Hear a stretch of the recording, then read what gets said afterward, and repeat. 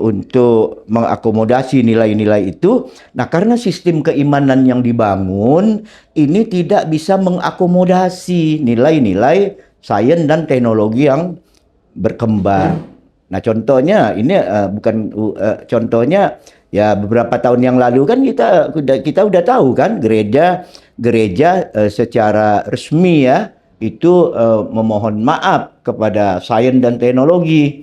Nah, kenapa? Kepada dunia ilmu pengetahuan. Kenapa? Karena keputusan atau narasi-narasi gereja pada waktu itu sempat tidak mampu atau malah membungkam perkembangan ilmu pengetahuan sains dan teknologi. Nah, buktinya peristiwa yang kemarin di mana gereja minta maaf yaitu tentang ajaran-ajaran yang dikembangkan oleh Kopernikus, Galileo Galilei itu. Nah, ini sehingga apa? Sehingga mau tidak mau mengaku atau tidak mengaku bahwa Kristen Barat yang ada hari ini, ya kan? Itu kita udah tahu semua, tidak seperti yang kita lihat seperti Kristen-Kristen di masa lalu, di mana pada waktu itu ajaran-ajaran keimanannya tentang filsafat perennial itu segala waktu itu menguasai gereja. Tapi ketika ilmu perkembangannya ilmu pengetahuan yang modern maju, nah tidak mampu katakanlah tanda kutip bersaing dengan ilmu pengetahuan, sehingga Kristen di Barat itu seperti yang kita lihat hari ini. Nah, mohon maaf, beda cara hidup Kristen Barat, cara pandang hidup Kristen Barat beda kan dengan Kristen Timur. Ya, nah sekarang kebalik nih, gelombang pengetahuan sains dan teknologi sekarang ini lari ke timur gitu. Nah, di timur di sini ya Islam yang paling besar, ada juga Kristen dan lain-lain. Nah, kalau masing-masing ini masih pengen mempertahankan tanda kutip keyakinan masing-masing, nah kita harus menghadapi tantangan-tantangan ini gitu. Nah, artinya kita harus melihat kembali ajaran-ajaran yang lalu. Nah, apakah itu sesuai dengan apa yang kita katakan tadi di sini? Bagaimana pandangannya di mata Al-Quran? Artinya jangan sampai generasi muda kita ke depan itu nanti mengalami seperti yang dialami saudara kita pertama yang di Barat. Nah, gejala ini nampak ini Ustaz. Nampak kan? Oh, sekarang makin banyak orang-orang agnostik, orang-orang yang secara terang-terangan sudah mengaku bahwa dia agnostik, ateis dan segala macam. Karena apa? Karena itu tadi nilai-nilai narasi-narasi yang disampaikan itu nggak rasional gitu. Menurut mereka bukan menurut mereka yang nggak rasional. Iya, memang nggak rasional. Nah, sekarang karena kesulitan hidup atau karena karena situasi di republik ini begini mungkin, nah ini menjamur lagi nih, berkembang nih ajaran tasawuf, ajaran segala macam yang memberikan harapan-harapan seolah-olah ini yang paling hebat gitu. Nah, ini yang perlu kita pahami. Dan perlu diingat, saya bukan mengajar tasawuf di sini, tapi kita coba mendiskusikan dari mana ilmu itu muncul, siapa saja membawanya, kok bisa ada ajaran-ajaran seperti itu. Terus kita verifikasi apakah hal-hal seperti itu sesuai di mata Al-Quran. Nah, kemarin kita menyinggung sedikit kemarin tentang As-Sauri. Nah, As-Sauri ini sebenarnya nanti dia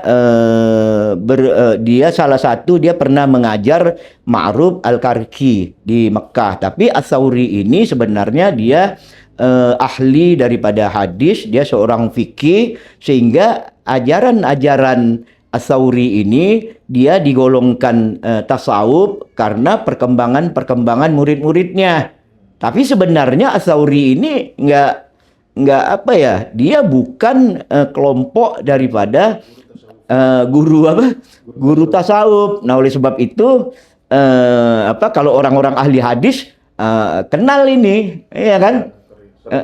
Sering muncul namanya. Artinya di dalam ilmu-ilmu fikih, hukum-hukum Islam. Nah, artinya apa? Artinya Sufyan As-Sauri ini ya memang dia bukan seorang kontributor daripada sufi. Nah, kalau kita lihat ajaran-ajaran As-Sauri juga sangat umum. Misalnya kita tidak beliau menyatakan tuh dalam bukunya, janganlah kita tertipu oleh kesenangan dunia yang sementara. Nah, ini kan sesuai nih dengan Al-Qur'an. Terus dikatakan juga kehidupan harus dijalankan dengan penuh kesadaran akhirat. Nah, ini kan sesuai karena menurutnya dunia ini sementara katanya. Nah, ini ajaran-ajaran biasa yang kita kenal. Nah, ya, terus ada lagi ajarannya mampu mandiri tanpa bergantung pada penguasa. Nah, beliau buktikan beliau seorang pedagang yang sukses. Nah, kita ini kan sekarang nih susah nih. Ya kan, malah kita ya kalau rajin ibadah di masjid katanya rezeki gampang. Kalau makan pasti dapat lah. Terus menolak pemberian dari penguasa. Nah, ini kacau juga. Nah, kalau seorang ulama sudah menerima harta pemberian dari penguasa, ini udah kacau nih. Ya kan? Buktinya viral kemarin nih kan? Ya kan? Viral kemarin heboh tuh. Nah, viral kemarin masa zakat nggak populer, nggak ikut lagi. Ini contoh loh. Kita bukan menuduh, ini cuma contoh-contoh yang diberikan di mana kalau kita sebagai ulama menerima uang-uang dari penguasa. Nah, terus As-Sauri dia paling gencar mengkritik kebijakan penguasa yang tidak berpihak kepada umat. Tapi bukan berarti dia tidak peduli terhadap kehidupan bernegara, terhadap kehidupan segala macam. Buktinya ketika pada waktu itu terjadi perang antara Khalifah Ali bin Abi Thalib dan kelompok siapa itu Muawiyah. Nah, beliau ini kan Muawiyah ini kan menang nih mendirikan daulah ya. Jadi ketika perang selesai, As-Sauri nggak memihak siapapun. Nah, walaupun pada waktu itu dia memihak salah satu daripada kelompok itu. Nah, inilah yang pengalaman As-Sauri. Jadi dia bukan kontributor ataupun seorang sufi. Sebab seorang sufi kebanyakan nggak ikut perang tuh. Ustadz, jadi mereka antisosial. Karena antisosial terlalu kasar tuh, mengislah aja, menghilangkan diri gitu kan. Nah, cuma katanya ada pengalaman spiritual, tapi ini bukan kata As-Sauri, kata kitab-kitab yang muncul setelahnya. Nah, misalnya pengalaman katanya ketika beliau di Mekah itu, ketika beliau tidur sedang menunggu ada sahabatnya meninggal, beliau menunggu kuburan sahabatnya. Itu biasa kalau di negeri Melayu, itu biasa tuh di Malaysia atau di Indonesia, terutama Sumatera, Kalimantan, itu biasa ketika orang meninggal itu ditunggu kuburnya. Itu Ustadz, itu bisa 3 hari, bisa 3 hari 3 malam, itu bisa 7 hari 7 malam. Nah, kalau yang meninggal ini orang yang kaya, itu bisa 40 hari loh. Saya kecil-kecil dulu sering ikut orang tua saya menunggu kuburan saudara-saudara yang meninggal ini. Nah, itu ditunggu. Nah, zaman dulu kan nggak ada listrik. Itu kita bawa patromak di kuburan yang gelap itu, seram nggak tuh kan? Aku seram juga waktu itu. Itu ajaran Sauri. Kenapa? Ajaran Sufyan Sauri. Kenapa? Nunggu kuburan itu. Enggak. Itu kata muridnya. Kata muridnya, nah pada waktu itu dia nunggu kuburan katanya. Dia nunggu kuburan, nah datang, terus apa terdengar suara. Sofyan, temenmu itu udah jangan ditunggu lagi. Karena dia sudah dijaga oleh puasa dan Ramadan katanya. Nah ini kalau kita kejar ini apa puasa dan Ramadan ini nggak tahu. Ini ditulis jelas di dalam buku gitu, di dalam kitab-kitabnya. Ahmad Syihabuddin itu jelas bukunya. Nah artinya yang dibawa ini nambah-nambahin nih. Nah, Syihabuddin. Nah ini Al-Qalyubi itu Syihabuddin Al-Qalyubi. Nah, terus ada lagi dia menceritakan air Zam-Zam. Nah, waktu itu dia di Mekah, dia minum air Zam-Zam. Terus karena itu dia pergi, bekas minumannya tuh ditinggal katanya. Ditinggal di situ. Ada orang ngambil bekas As-Sauri ini. Pas diminum, loh kok air Zam-Zam jadi susu katanya. Nah, ini semua kisah yang disampaikan murid-muridnya gitu kan. Nah, ini ditulis di dalam buku-buku. Nah, itu tentang As-Sauri. Nah, As-Sauri inilah nanti yang akan kita bahas. Dia pernah mengajar Ma'ruf Al-Karki. Ma'ruf Al-Karki. Nah, terus ada juga setelah itu kita kenal di Baghdad itu Abu Hashim As-Sufi. Nah, Abu Hashim As-Sufi ini nggak tahu nih dia seorang sufi atau bukan karena riwayat hidupnya nggak diketahui. Dia misterius. Dia tiba-tiba aja datang di pengajian tasawuf, dia hadir. Nah, dia As-Sauri lah yang mengatakan bahwa Abu Hashim As-Sufi ini Abu Hashim dia digelar As-Sufi ini karena dia menyatakan kelompok dia itulah yang namanya Sufi, tapi bukan dia yang mengatakan. Nah, ini ditulis oleh di bawahnya As-Sauri. Nah, ini yang menjadi permasalahan itu kan kemarin udah kita bahas kan. Nah, sekarang setelah itu kita mengenal aliran-aliran yang lain yang tidak terlalu penting. Artinya tidak menjadi amalan-amalan atau ajaran-ajaran yang sampai sekarang kita ikuti. Nah, banyak itu hanya berbentuk puisi-puisi saja. Misalnya ada nyatakan, kalau soal membersihkan diri katanya, aku lebih mau membajak sawah pakai jarum daripada membersihkan syirik dalam hati katanya. Lah ini kan membajak sawah pakai, dia kan sebenarnya pengen menggambarkan mungkin betapa sulitnya untuk membersihkan hati gitu. Nah, sampai di sini, ajaran belum ada ajaran yang baru nih. Sejak dari Abu Hasan Al-Asy'ari, Alawiyah, Ibrahim Adam dan segala macam. Nah, muncul seorang sufi yang lain yang membawa konsep-konsep baru. Ini namanya Ma'ruf Al-Karhi. Nah, beliau ini lahirnya tidak tercatat atau ada tapi dia meninggalnya di akhir atau di awal abad ketiga Hijriah. Meninggal tahun 2001 Hijriah itu. Nah, beliau ini sebenarnya dari keluarga Kristen. Nah, beliau dari agama yang namanya agama Syafi'ah. Nah, beliau sangat kritis dan menentang pendapat-pendapat yang mengatakan bahwa Allah itu adalah salah satu oknum daripada yang tiga. Nah, karena pernyataan itulah beliau diusir dari kampungnya, dari kelahirannya. Nah, ayahnya karena sayang sedih bernazar.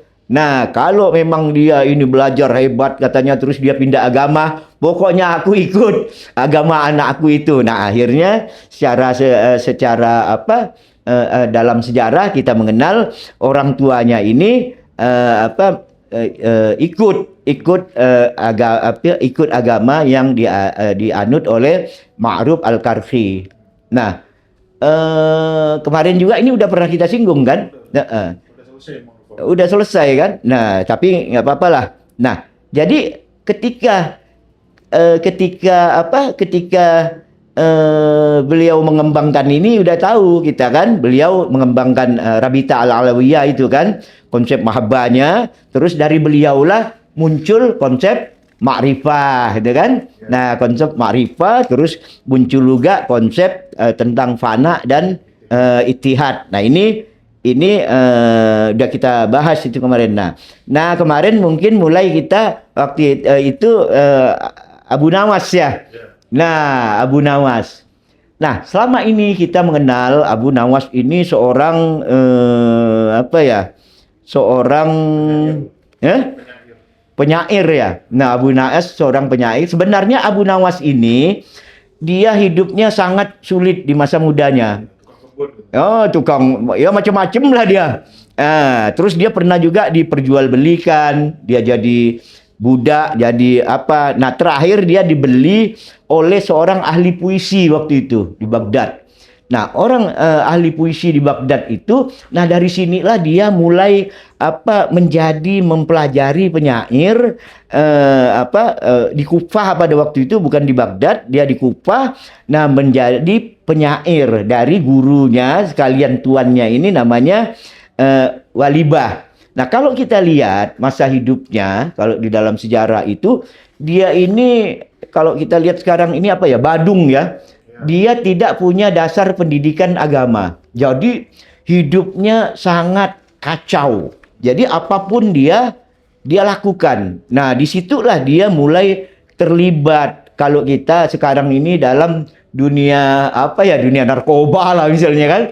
Dunia narkoba, dunia apa. Nah, jadi masa mudanya itu udah kacau. Dia hidup dari, kalau sekarang ini dari nightclub satu ke nightclub yang lain. Nah, pada waktu itu Baghdad itu adalah kota metropolitan.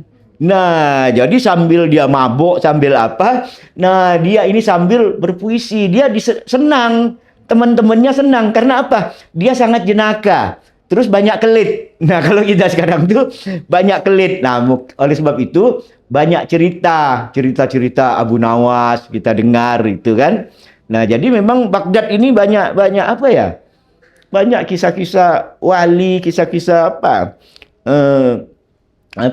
tentang kata-kata mutiara yang akhirnya menjadi ajaran-ajaran yang dianut di dalam sufi.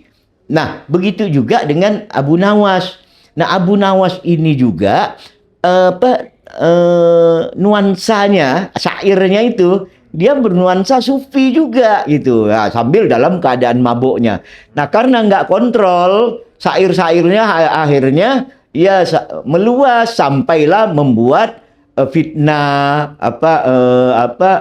penghinaan-penghinaan terhadap khalifah waktu itu, kekhalifah Abbasiyah kan, khalifah Abbasiyah, sehingga Abu Nawas ditangkap dan dipenjara dalam waktu yang lama. Nah, di penjara inilah beliau menyesali dirinya, beliau insaf, sehingga di penjara beliau menulis karya-karya syair-syair sufinya yang sampai sekarang itu dipakai oleh kita, baik dalam doa. Misalnya kita kan istilah-istilah ilahi anta maksudi waridhataka katanya kan, itu semua syair-syair yang dibuat.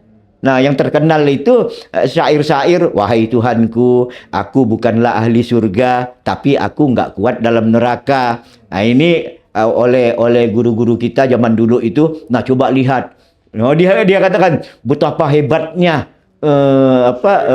Abu Nawas ini dalam cara pandang dia memahami menempatkan diri dia di mata Tuhan, tapi dia dengan halus menyatakan. Nah, sebenarnya puisi-puisi ini dikarang oleh Abu Nawas sambil mabuk gitu.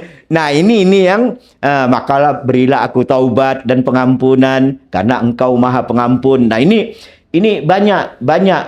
Nah, seperti dosa-dosa aku seperti pasir. Nah, setiap hari bertambah. umurku makin berkurang, dosaku makin bertambah. Nah, ini terus diajarkan kepada teman-temannya atau pengikut-pengikutnya sebelumnya. Nah, sehingga hari ini itu dia menjadi salah satu bagian daripada ajaran-ajaran sufi, ajaran-ajaran sufi yang yang diajarkan kepada kita gitu. Nah, jadi sampai di sini kita bukan sudah paham, kita sudah tahu ya bahwa konsep-konsep sufi yang ada itu baru sampai di situ. Nah, jadi kita belum mengenal yang namanya konsep muhasabah, konsep segala macam itu nanti dikembangkan oleh Abdul Haris Al-Muhasibi. Nah, kemarin kita membahas tentang Abdul Haris itu gitu. Nah, Abdul Haris ini dia di Baghdad. Jadi sebenarnya sufi ini semuanya kalau kita lihat ini di negeri Baghdad ini. Nah, dia seorang sufi di Baghdad, terus dia adalah salah seorang golongan atau aliran dari Mu'tazilah. Jadi dia besar di dalam Islam, tapi aliran pemikirannya adalah Mu'tazilah. Nah, kita tahu bahwa seorang Mu'tazilah ini lebih mengutamakan pemikiran rasional dalam melihat hubungan antara Tuhan, alam, dan manusia ini secara rasional. Nah, disitulah beliau belajar kalam, belajar hadis. Nah, belajar hadis ini bahkan beliau pernah berguru dan belajar kepada Imam Syafi'i. Jadi Imam Syafi'i ini dapat dua orang sufi nih. Si Abu Nawas tadi itu kan, sama Haris Al-Muhasibi. Nah, ini Imam Syafi'i udah ada di situ. Nah, cuma ketika Abu Nawas meninggal, Imam Syafi'i kabur. Nah, dalam riwayatnya itu Imam Syafi'i kabur, nggak mau dia nyolatkan mayat Abu Nawas ini. Nah, nggak tahu alasannya apa. Nah, jadi itu yang terjadi. Nah, Muhasibi juga hidup bersamaan dengan Imam Syafi'i. Disitulah dia belajar kalam dan juga dia memperdalam ilmu teologi. Nah, kenapa dia digelar Muhasibi? Karena dia suka menghitung, mengisap, mengintrospeksi dirinya sendiri. Nah, dia selalu selalu melihat, selalu mengintrospeksi dirinya sendiri tiap-tiap apa kejadian yang dia alami. Nah, dari renungan-renungan inilah, dari renungan-renungan introspeksi inilah muncul ajaran baru yang kita kenal di dunia tasawuf, yaitu ajaran yang namanya ajaran tahalli dan ajaran tahalli. Nah, tahalli ya. Ya, tahalli itu bagaimana kita menghilangkan sifat-sifat yang ada di dalam diri. Nah, itu katanya ini hasil renungan. Jadi kita selalu harus mengkilas balik diri kita. Coba kita renungkan, karena yang tahu itu hanya kita katanya. Hanya kita, orang nggak tahu. Orang tidak tahu apa yang kita buat yang sebenar-benarnya, itu orang nggak tahu katanya. Yang tahu itu hanya diri kita dan Tuhan.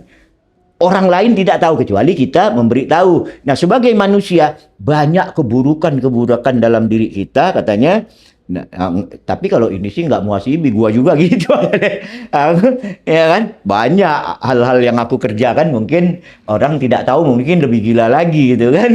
Jadi ini kita harus melakukan tahalli. Nah, ini ajaran baru nih setelah sufi-sufi yang lalu kan. Nah, harus belajar tahalli. Bagaimana cara kita mengosongkan sifat-sifat buruk yang ada dalam diri kita. Nah, setelah kosong, baru isi baru. Nah, kayak ajaran ustad lah. Ustadz ditadabur kan gitu, ayo kawan-kawan mari kita kosongkan dulu gelas kita ya, kemudian isi baru. Nah itu tanda kutip, itu konsep tahalli dan artinya hilangkan dulu tuh yang percaya mitos apa, buang semua ya kan, baru isi baru. Nah isi baru ini namanya tahalli, jadi mengisi mendatangkan, menghias segala sesuatu yang terpuji. Nah, ini yang dari sinilah beliau mengajukan konsep-konsep tentang pemahaman diri, tentang konsep akhlak, mawas diri, muhasabah.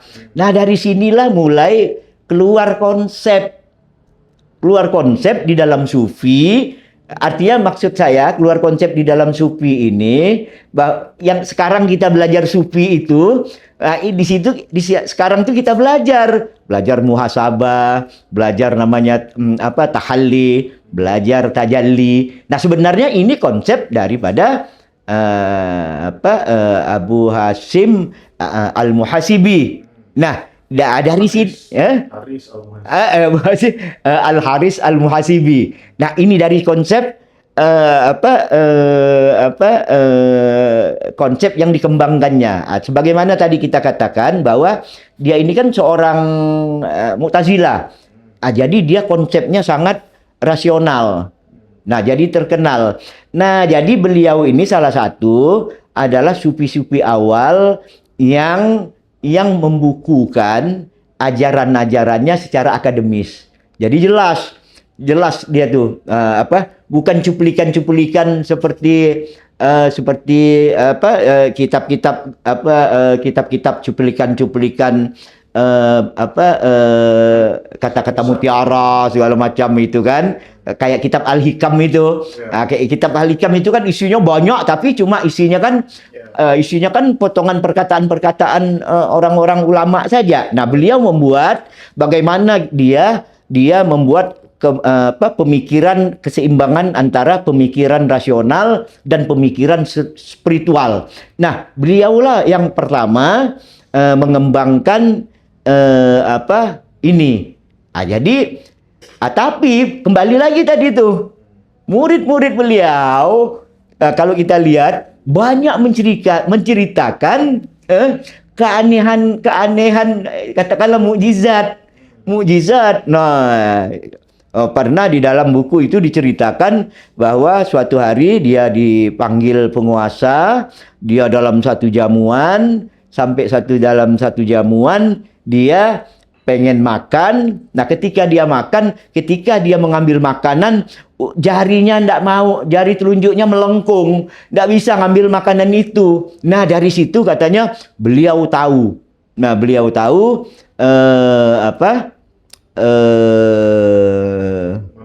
mana yang haram, mana yang enggak. Terus ada cerita lagi nih. Beliau ini kan bisa ngelihat katanya mana haram, mana enggak. Terus ada anak katanya belajar nih susah amat gitu. Terus kalau dibelajar selalu dibilang, lu anak haram lu katanya. Nangis nih anak, nangis. Pulang sama bapaknya, kenapa nangis? Aku dimarah oleh guru katanya ini. Nah, coba apa sebab kau dimarah oleh guru kau? Masa aku dibilang anubah katanya, aku dibilang anak haram katanya. Bapaknya mikir ya kan. Oh katanya, dulu waktu kau kecil, ya kan? Dulu waktu kau kecil, susu tuh habis katanya. Ini cerita di buku-buku sufi ini. Nah, jadi pada waktu itu aku ngambil susu kambing. Aku nggak tahu itu susu siapa katanya. Nah, aku kasih minum. Oh, rupanya ini nih. Coba baring dulu kau katanya. Kan? Lihat. Oh, taunya ketahuan. Susu yang diminumnya dulu tuh nggak mau nyampur, ada di belakangnya di sini, ditusuk susunya keluar. Nah ini kan pusing nih. Jadi ini susunya keluar gitu. Ketika dia pulang ngaji lagi, nah ini baru bukan anak haram lagi katanya. Nah begitu hebatnya Muhasibi melihat pandangan spiritualnya, tapi bukan kata beliau. Ini kata ceritanya. Di buku beliau yang dikarang beliau nggak ada cerita-cerita itu gitu. Nah, ini di sini kita mulai kenal konsep baru. Nah, jadi hingga di sini kita mulai kenal di abad ini akhir abad kedua ini kita sudah mengenal berbagai istilah kan. Jadi sampai pada abad kedua belum ada istilah-istilah yang kita kenal sekarang gitu. Baru sampai di sini nih. Nggak ada ilmu-ilmu lain. Jadi baru kita kenal istilah yang dikembangkan kemarin itu, zuhud, khauf, ya kan? Terus mahabbah, wara. Nah, sampai dengan di sini terus ma'rifat yang sudah diajarkan itu kan, ittihad. Nah, baru di sini muncullah tahalli sama tahalli. Nah, Ajaran muhasabah itu. itu ajaran muhasabah. Bagaimana mengosong. Nah, sekarang pertanyaannya, apakah ajaran-ajaran ini bertentangan nggak dengan Al-Quran? Ya kalau secara umum ya enggak gitu, ya kan? Nah, malah Tadabbur Institut ya kayak gini, kosongkan diri lu biar bersih, baru nerima ajaran-ajaran tadabbur, baru bisa bersih gitu. Nah, jadi karena apa? Kenapa dia tidak kita katakan tidak bertentangan dengan Al-Quran? Dia seperti As-Sauri. Nah, dia juga ini seperti dia juga ini ahli dia seorang Mu'tazilah. Berarti pemikirannya rasional.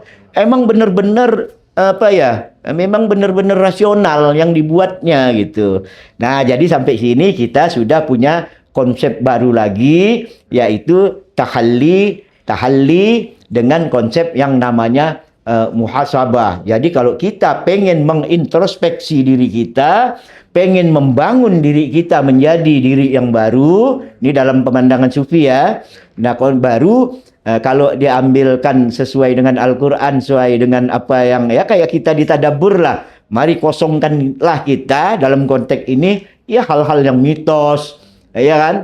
Kalau yang perbuatan yang buruk jelas itu perintah Al-Quran, ya kan? Nah, ini hal-hal yang mitos segala macam itu pun perintah Al-Quran, itu zan, persangkaan aja.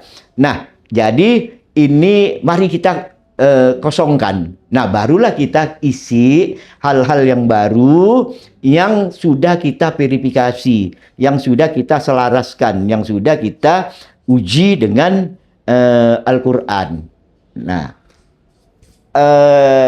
selanjutnya teman-teman, bagi orang yang belajar tasawuf ada ajaran yang pokok, ya kan, yang pokok. Betul. Berarti muhasibi itu sebetulnya dia kan sufi ya. Iya. Dia itu berpegang pada prinsip-prinsip sebelumnya nggak sih, kayak zuhud. Oh iya, tapi dilaksanakan dengan pemikiran yang rasional gitu, yang tidak bertentangan dengan pemikiran-pemikiran logis. Nah, dari situlah dia timbul konsep baru. Kalau gitu yang nggak beres buang dulu nih katanya. Nah, baru masukin yang baru. Makanya dikenallah muhasabah. Coba kita renungkan katanya. Ya kan? Renungkan diri kita. Apa yang sudah kita dapat. Nah, ini barang benar atau barang enggak. Nah, sifat-sifat buruk kita semua buang. Nah, setelah itu baru masukkan hal-hal yang baru. Nah, ini yang dikembangkan oleh muhasibi. Nah, tapi perlu diingat, yang diajarkan muhasibi ini adalah berlandaskan Al-Quran. Jadi dia bukan cuma teori yang dibangun sendiri gitu. Bukan teori kata orang dibangun berdasarkan kata orang gitu. Dia membangun dia memang membangun tapi berdasarkan kata Tuhan. Nah, beda kita di sini. Kita di sini kan belajar tasawuf, kita tidak pernah mengosongkan segala macam. Kita langsung ambil aja kan. Pokoknya yang lalu udah tinggalkan. Padahal kita nggak tahu. Padahal ajaran sendiri itulah yang justru membawa mitos. Kalau muhasabah dia jarang. Kenapa? Dia jarang diajarkan di sufi-sufi. Kalau muhasabah. Itu di tarekat nanti. Nanti kita bahas di tarekat gitu. Nanti kita bahas di tarekat. Nah, jadi di ilmu Soalnya sufi dan tarekat ini kan dua hal saling nih? Melengkapi lah. Ya, melengkapi. Jadi ibaratnya sufi ini teori, nanti prakteknya bagaimana mempraktekkannya. Nah, jadi itu. Nah, jadi di dalam ajaran-ajaran sufi atau tarekat nanti banyak kita kenal. Mungkin ada teman-teman yang belajar ya dengan istilah yang dua tadi, tahalli dan tahalli tadi, ini digabungkan menjadi 3 satu kesatuan. Tahalli, tajalli. Tajalli apa lagi? Tajalli. Nah, tajalli ini muncul belakangan. Nah, dari mana munculnya tajalli nanti? Nanti kita lihat bahas lagi setelah ini, kita mengenal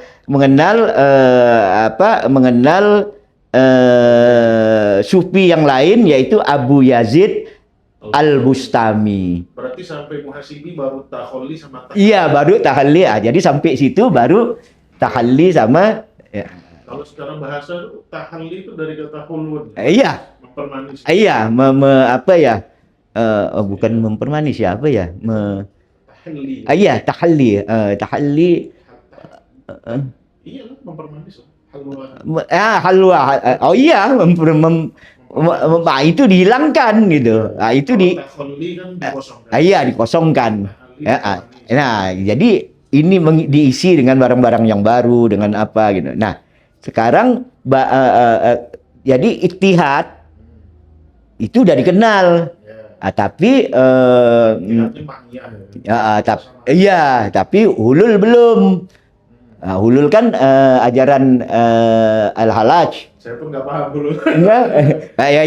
Itu nanti kan. Jadi sekarang muncul lagi sufi baru. Itu tahun setelah dia lahir tahun 1000 akhir abad kedua Hijrah, tapi dia besar di abad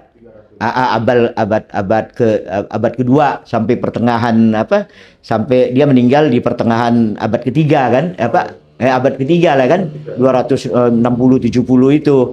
Nah, Abu Yazid Al-Bustami.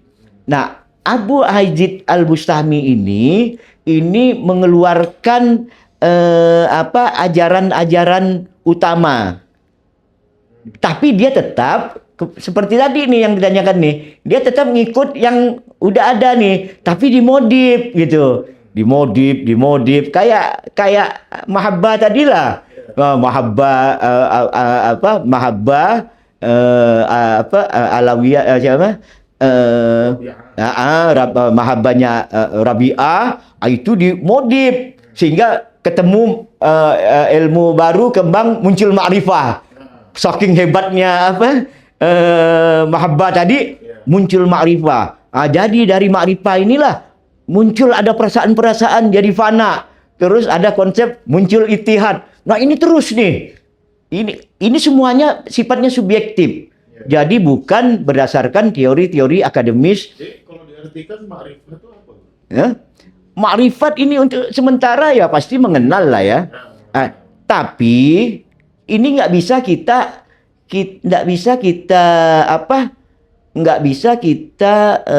verifikasi. Ya. Karena ma'rifat ini Maksudnya mengenal Tuhan. iya, ini maksudnya mengenal Tuhan. Mengenal Tuhan. Makanya tadi kita katakan di pelajaran kita di Tadabbur kan, nggak ada suruh perintah ma'rifatullah, itu nggak ada gitu. Jadi sebetulnya secara logis turun nih Guru. Harusnya kan kenal dulu baru cinta. Kenapa? Kenal dulu baru kenal. Jadi kalau kita kan kenal dulu baru cinta. Iya, kenal dulu. Ini kan paham. Mahabbah dulu gitu kan. Nah, jadi ya namanya kan kata orang kan. Ya makanya yang aku katakan itu, kalau kata orang kita kejar, pasti masalah. Belum kenal udah cinta. Nah, jadi Abu Yazid Al-Bustami. Nah, Abu Yazid Al-Bustami ini, ya kan, apa ajaran pokoknya? Dia ngembangkan juga fana yang dikembangkan Al-Karki tadi.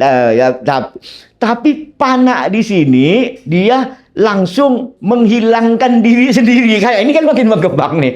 Kalau fana konsepnya apa? Kaki, Fokus. fokus.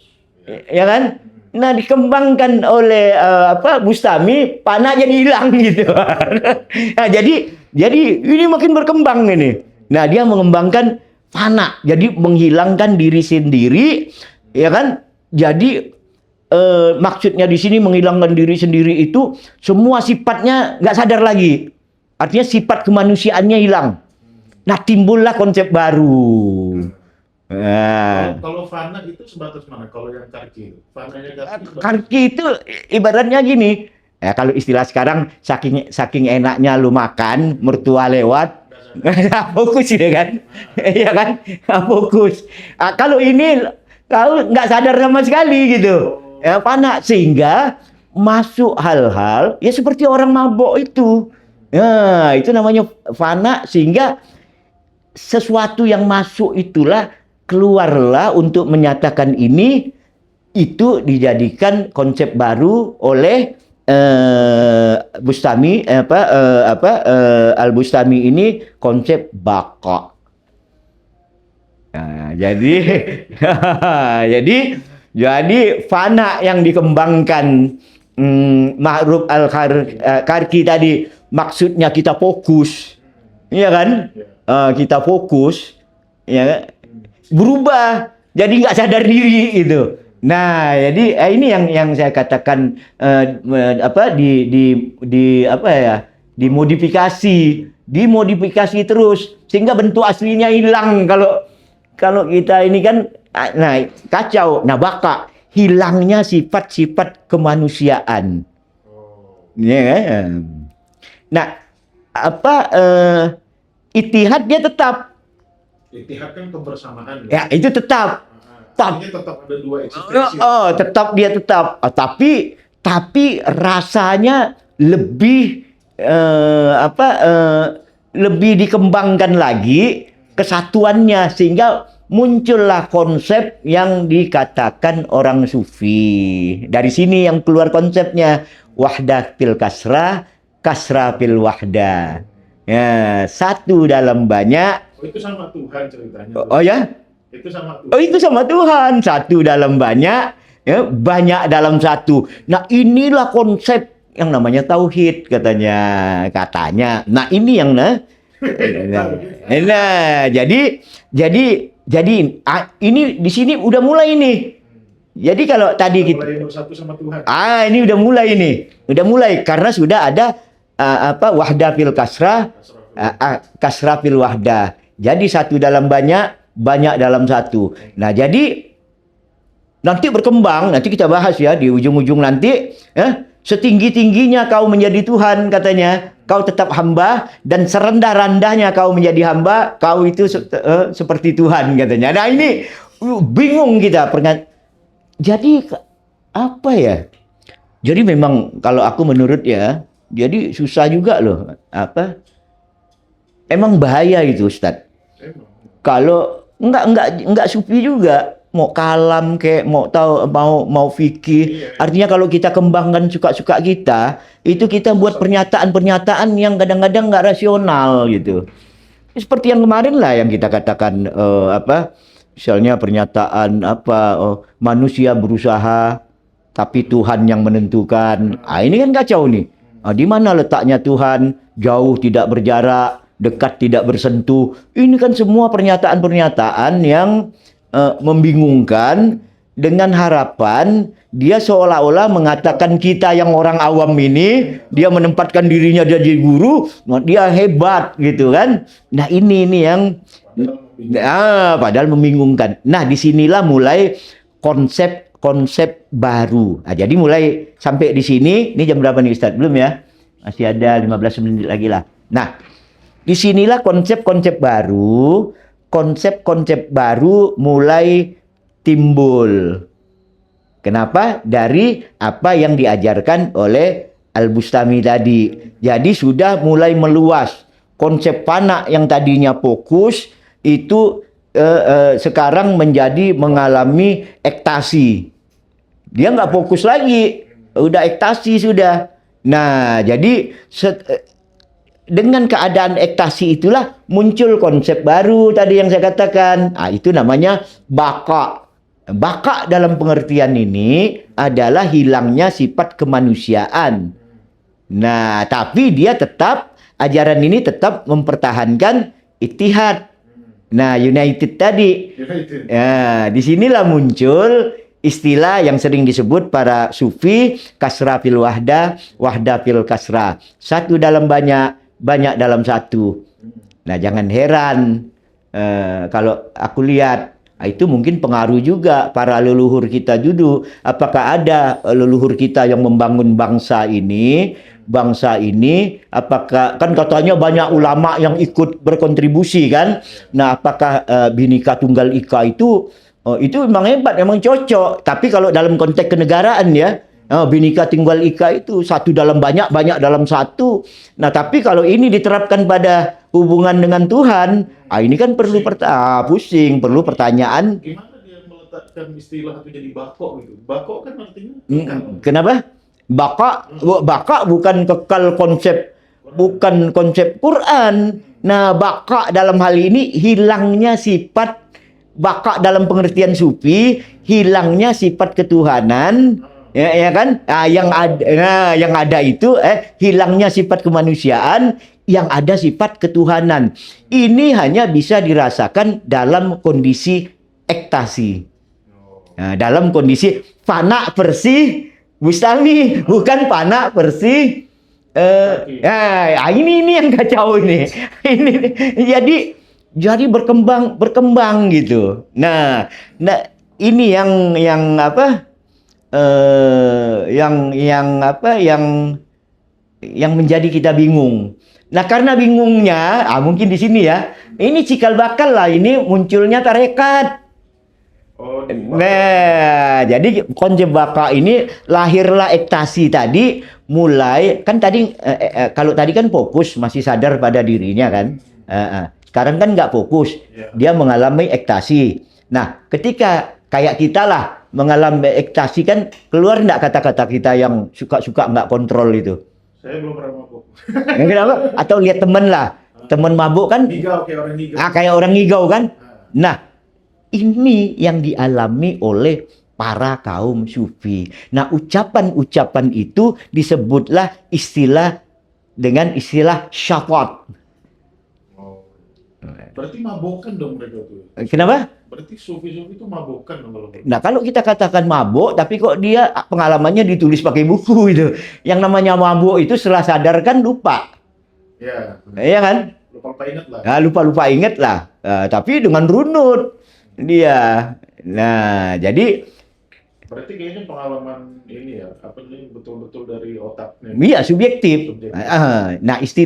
Nah, muncul dari sini muncullah istilah syatat. Ucapan-ucapan yang tanpa disadari, ucapan-ucapan nyeleneh. Itu berkembang nanti ada la ilaha illa ana. Kan macam-macam nih. Itu hasil daripada syafat. Nah, ucapan-ucapan. Nah, kalau misalnya ucapan ini dalam keadaan mabuk, ya jangan kau ajarkan dong sama murid. Nah, ini diajarkan. Jadi apa ya? Jadi ajaran-ajaran gitu. Nah, jadi alasan yang kita bingung tuh dia proses mabuknya tuh gimana dia? Kenapa? Proses sampai ekstasinya tuh gimana dia? Proses sampai ekstasinya. Apa yang dia lakukan? Masa mengkonsumsi berdahara? Oh enggak, istilah ekstasi bukan maksudnya ekstasi itu kondisi ya kan? Ya. Bukan, nah itu kan ya, maksudnya menuju ke sana tuh apa dia semedi atau gimana gitu? Oh iya, itu melakukan semedi. Ekstasi itu melakukan semedi gitu. Makanya tadi aku katakan dari sinilah mulai timbul tarekat. Tarekat kan banyak amalan nih. Tarekat itu yang kita lakukan untuk nah, makanya itu kan. Nah, ini syatat ucapan-ucapan. Dengan alasan apa? Bukan aku yang mengatakan katanya. Nah, katanya. Tuhan berbicara melalui aku katanya. Nah, ini kan Ya, jadi kalau kita mau tunduk apa kata orang, apa kata Tuhan, ini kacau. Kecuali kita tetap ngotot mempertahankan apa kata orang, ya suka-suka lah ya. Kita hanya menyampaikan apa adanya ini gitu. Nah, jadi sebenarnya ini yang disampaikan. Jadi sebenarnya secara teoritis Al-Bustami ini enggak merumuskan segala macam ini, tapi inilah yang dikembangkan. Nah, dikembangkan melalui murid-muridnya. Nah, murid-muridnya inilah membangun nanti yang kita kenal namanya tarekat. Nah, ini kan kacau nih. Murid langsung atau Murid langsung. Nanti kita lihat nanti ya. Nanti ya itu murid langsung itu. Nah, ini yang apa yang berarti Abu Yazid Al-Bustami itu dia cuma ngasih tahu aku punya pengalaman sampai iya. ekstasi. Nah, muridnya mengembangkan bagaimana caranya. Dari situlah mulai supaya nggak sadar kita harus itu kondisinya dibuat ekstasi. Ya kan? Dibuat ekstasi. Misalnya kita mengucapkan illallah. Kan sering lihat itu kan. Nah, itu supaya kita nggak sadar. Dan emang benar itu Ustadz ini. Emang benar nggak sadar gitu. Jadi sebenarnya pengalaman ekstasi ini kan banyak apa ya? Sebenarnya nggak ada masalah sih pengalaman ekstasi ini. Artinya pengalaman subjektif. Tapi ingat, pengalaman subjektif ini kan apa ya? Bisa dia memang timbul dari katakanlah petunjuk-petunjuk Tuhan gitu kan. Bisa juga hayalan daripada diri sendiri. Nah, itu yang nah, sampai di sini ada yang nanya-nanya nggak tuh, Ustadz? Enggak ada. Lanjut aja dulu. Maksudnya muridnya tuh siapa yang pada akhirnya mencetuskan tarekat gitu? Tarekat. Nanti kita bahas nanti. Nanti Naksabandi nanti segala macam itu kan. Ini kita selesaikan dulu konsep teori tasawuf ini. Nanti setelah Al-Bustami kan ada lagi Al-Junaid kan. Oke. Nah, habis Al-Junaid ada lagi siapa? Abu Mansur Al-Halal. Ini makin gila ini. Nah, itu nanti di apa ya? Diakumulasikan terus diajarkan dalam kelompok yang namanya tarekat yang dikembangkan, yang berkembang itu tarekat. Ya, bagaimana kita mujahadah katanya. Mujahadah misalnya kita zikir dengan menghadap tembok, nanti lama-lama tembok kita berubah. Kita bisa ketemu Nabi.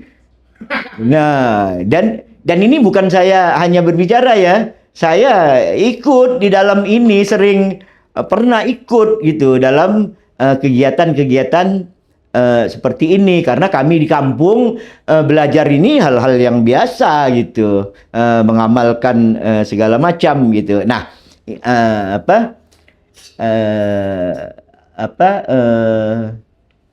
tentang apa yang diajarkan oleh Al-Bustami ini gitu. Nah, itu yang jadi sampai di sini, makanya tadi saya katakan itu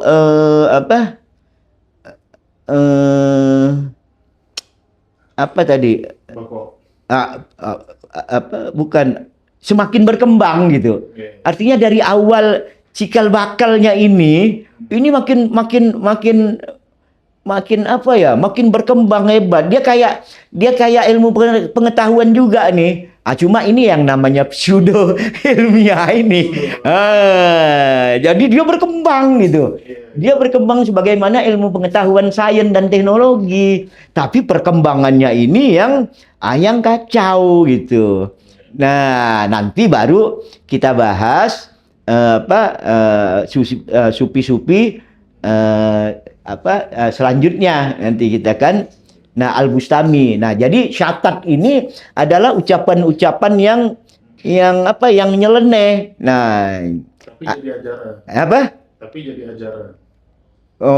Apa? Tapi dibilang firman Tuhan gitu. Oh iya, jadi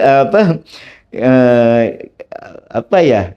Bukan aku yang berbicara, tapi Tuhan yang berbicara melalui aku. Nah, jadi di sini kita teman-teman, jadi sebelum nanti kita membahas nanti apa Al-Junaid. Al-Junaid itu nanti banyak kita bahas karena dia ini guru daripada Al-Hallaj. Nah, kita kan belum fananya Junaid lain lagi, tauhidnya Al-Junaid nanti itu lain lagi, tapi dia tetap berlandaskan konsep-konsep awal, ittihad, fana, baqa. Nah, sampai sekarang kan berarti sampai sekarang yang kita bahas berarti ilmu sufi, taruhlah kita ini jadi berjalan menyusuri kan, berarti sampai sini kita baru nyampe pada baqa, fana, ittihad, tahalli, tajalli belum ada nih. Ya kan? Tajalli belum ada. Nah, kawan-kawan mungkin sudah belajar tajalli, selalu sering nyebut gitu kan. Nah, ini konsep yang berbeda gitu. Nah, inilah pengetahuan kita tentang tasawuf. Nah, tasawuf sampai di sini. Nanti ke depan kita minggu depan ini malam apa di sini? Malam Minggu. Tiap malam Minggu ya. Iya, aku pulang dari kebun aja Jumat Sabtu ya. Jadi minggu depan kita bahas lagi nih. Kita bahas Al-Junaid. Nah, terus Mansur Al-Hallaj. Nah, setelah Mansur Al-Hallaj nanti dia bersamaan itu dengan yang ada di Spanyol. Ibnu Arabi. Nah, ini makin ajarannya makin hebat ini nanti. Nah, nanti kita bahas per item daripada ajaran-ajaran beliau. Nah, Ibnu Arabi nanti itu sampai pada, nah ini menarik nih Ustadz, sampai pada bagaimana alam diciptakan menurut Sufi. Ya, udahlah. Apa? Oh iya, sampai pertama yang diciptakan apa? Misalnya nur ini beda lagi nih. Oh, yang 7 fase gitu. Nah, itu tingkatannya 7. Oh, 7 makam. Ahadiyah, wahdah sampai rahmaniyah. Nah, ini 7 fase. Nah, nanti apa yang diciptakan lebih dulu itu itu namanya akal pertama.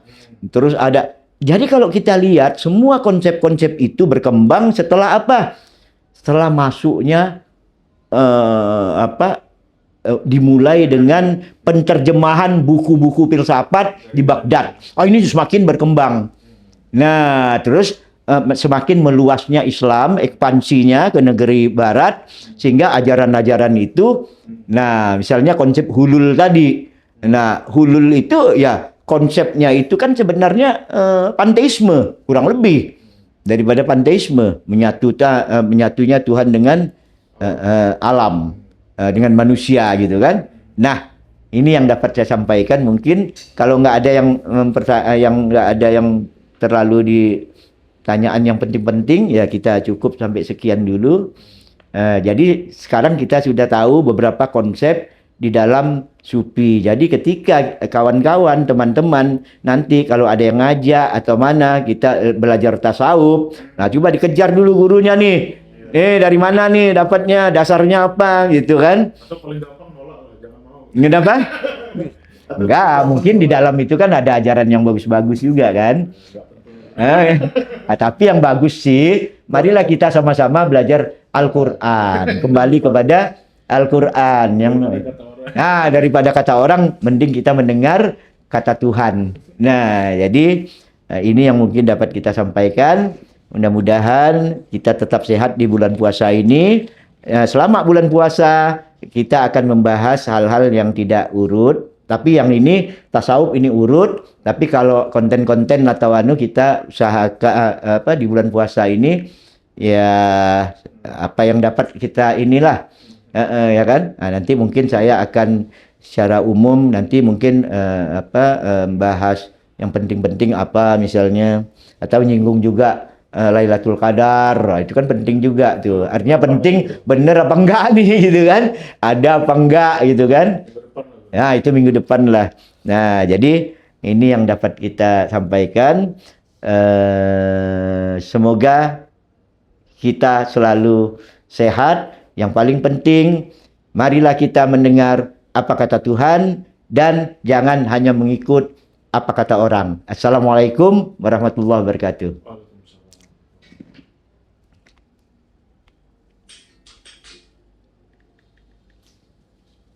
Memang gila tasawuf nih.